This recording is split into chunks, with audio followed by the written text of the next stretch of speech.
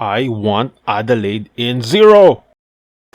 Spike Brothers, the demonic team that will stomp on everyone. This clan thrives in aggressive playstyle by attacking relentlessly until the defense could no longer hold.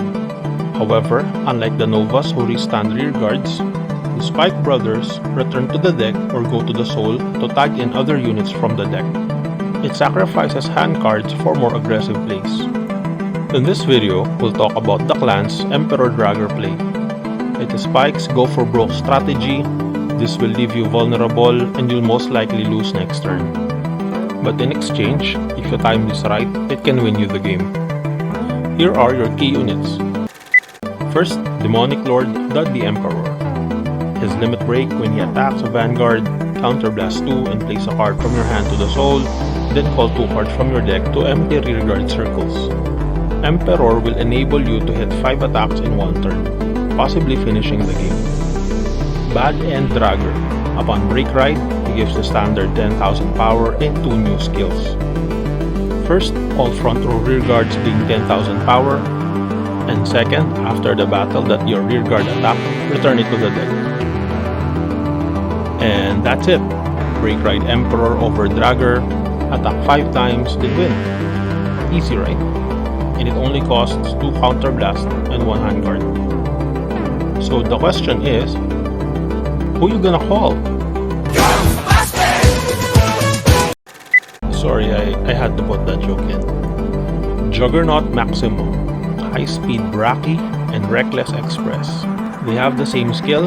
When they attack, Soul Blast 1 to gain 5,000 power, but at the end of the battle, return them back to the deck. They are your primary targets to tag in from the deck when your other units tag out. Despite having the same abilities, their individual value in this deck is not. Braki or Reckless are good to start the battle, while Juggernaut Maximum is usually saved until your last 2 attacks because he can reach 26k with Bad End and pretty much run over everyone. You can stretch this combo for 6 attacks if you have Dudley Mason, but he needs to hit the Vanguard and you need additional 2 CB. You can add Jellybean to fetch Dudley Mason and it also helps with ride consistency. Devil Summoner is a very good unit for utility because it generates free stuff. Spike Brothers Assault Squad is my preferred booster because he also stands whenever the attack he boosted hits. Very nifty and helpful if your opponent is at 4 damage. Dudley Dan.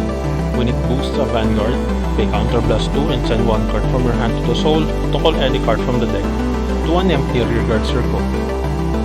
Dudley Dan is also good when your opponent is trying to deny you limit break by keeping you at 3 damage. The key to maximizing this combo is timing. This is usually done when the opponent's at 4 damage where your attacks can still go over the trigger bonuses.